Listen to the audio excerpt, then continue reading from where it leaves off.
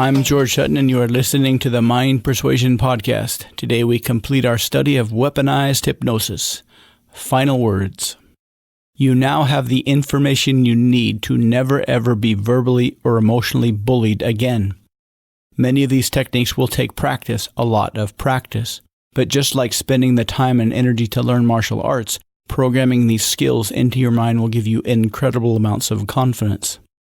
Even if you never use any of these, you will gain confidence simply by learning them well enough so that you could use them. Start writing the linguistic presuppositions. If you haven't started already, start writing out the linguistic presuppositions today. Choose things you'd like to be true and wrap them inside the presuppositional structure and write them out over and over and over.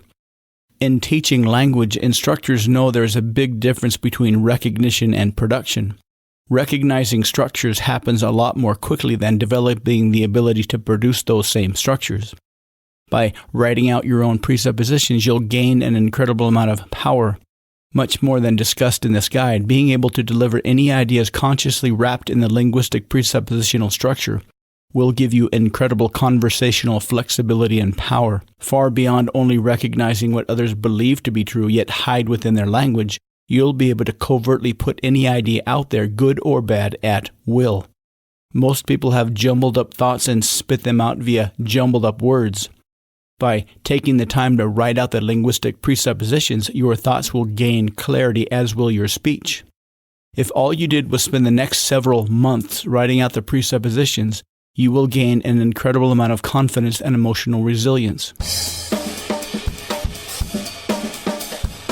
All's fair in love and war. One big belief is that we live in a world with laws and ethics and morals. The harsh truth is somewhat different. There are many people around you that believe if they can get away with something, right or wrong, legal or illegal, moral or immoral, they should get away with it. By learning and practicing the techniques in this podcast, you will not only develop the ability to see which of those around you are worthy and which are unworthy, you will be able to defend yourself against all comers. Despite our modern societies, our governments, our system of laws, we are still the same creatures that wandered the earth for hundreds of thousands of years. We are very much the same animals that thrived in a might makes right or even kill or be killed environment. Up to now, you may have felt comfortable around some and uncomfortable around others without knowing exactly why. Now you have the tools to determine who is living ruthlessly and who isn't. And you have the means to defend yourself or even be as ruthless as you want to be if that is your choice. And it is your choice, no one else's. Your beliefs are yours. Your ethics and morals are yours. Your decisions are yours, and the desire to live your life your way is yours. And unfortunately, contrary to the promise of justice in our legal systems, often it is up to you on a real street level to defend yourself. Nobody likes being punched in the face, but if a mugger decides to punch you in the face and steal your stuff, the police won't be of much use if they aren't around. For this reason, millions or perhaps even billions of people study self-defense in one form or another. These skills are no different. Strengthen these skills and make your mind, your emotions, your thoughts impervious to attack. Consider these skills to be anti-malware protection for your brain to keep attacks from happening, to eradicate them before they begin. Final warning. This does not come without a cost. They say that ignorance is bliss, and you will know precisely what that means after a month or two of writing out the linguistic presuppositions. Those you may respect now may not warrant your respect later. Those you admire now may not warrant your admiration later. Understanding how the structure of human language works on an operational level will peel back the layer of falsehoods that most surround themselves with. Dorothy and her friends believed the Wizard of Oz to be a great and powerful wizard capable of great magic.